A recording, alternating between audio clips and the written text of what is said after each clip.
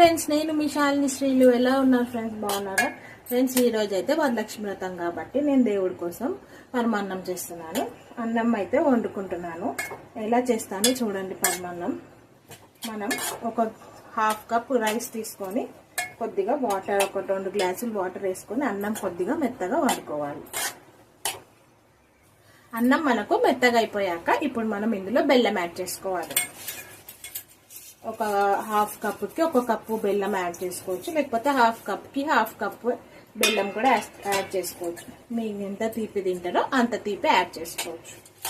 ఇప్పుడు ఈ బెల్లం కరిగే వరకు మొత్తం అంతా కలుపుకొని కరిగించుకుందాం. మనకు బెల్లం కరిగిపోయాక కొద్దిగా యాలకల పొడి యాడ్ చేసుకుందాం. ఇందులో మీరు నెయ్యిలో ఫ్రై చేసుకున్న జీడిపప్పు, కిస్మిస్ కూడా యాడ్ చేసుకోండి. ఇప్పుడు ఇదంతా బాగా కలుపుకొని మనం పాలు యాడ్ చేసుకున్నప్పుడు పాలు విరిగిపోకుండా ఉండాలంటే మనం స్టవ్ ఆఫ్ చేసుకున్నాక పాలు యాడ్ చేసుకోవాలి. యాడ్ చేసుకొని మొత్తం అంతా కలుపుకొని ఒక 5 మినిట్స్ మళ్ళీ కొద్దిగా స్టవ్ వెలిగించి ఒక 5 మినిట్స్ పెడితే మనకు పాలు విరగకుండా ఉంటాయి. ఇప్పుడు నేను స్టవ్ ఆఫ్ చేసుకొని పాలు యాడ్ చేద్దాము.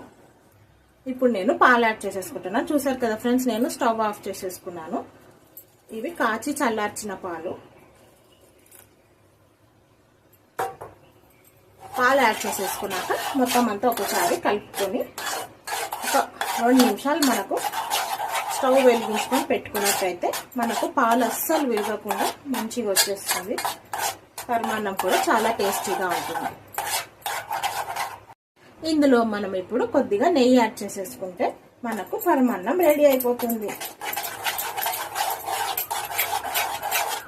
చూసారు కదా ఫ్రెండ్స్, పరమాన్నం చాలా ఈజీగా క్విక్గా రెడీ అయిపోయింది. అమ్మవారికి ఎంతో ఇష్టమైన పరమాన్నం రెడీ. ఈ వీడియో కనుక మీకు నచ్చినట్లయితే లైక్, షేర్, సబ్స్క్రైబ్ చేయండి friends. Okay friends, thank you. Bye bye.